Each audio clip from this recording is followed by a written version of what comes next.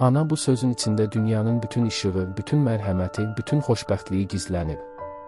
İnsan həyatda kim olur olsun, hansı zirvəyə yüksəlir yüksəlsin, onun üçün ən böyük dəyər yenə də anadır. Çünki ana ilk müəllimdir, ilk dostdur, ilk dayaqdır.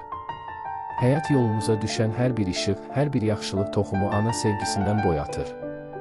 Ana, səni çox istəyirəm. Bu cümlə sadə görünür, amma onun arxasında illərin qayğısı, gecələrin oyaqlığı, göz yaşının da, gülüşün də ən təmiz səbəbi dayanır. Ana sevgisi müqayisə olunmazdır.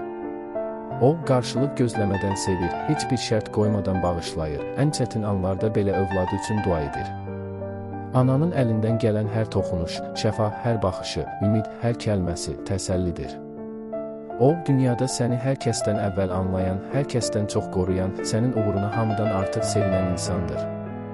Bəzən bir kəlmə belə kifayət etmir. Ana sevgisi haqqında yazmaq çətindir, çünki o, sözlərə sığmayacaq qədər uca və müqəddəsdir. Bugün ana, səni çox istəyirəm demək, sadəcə cümlə deyil, minnətdarlığın bir ifadəsidir. Ömrünün ən çətin günlərində arxanda dayanan bir mələyə təşəkkürdür.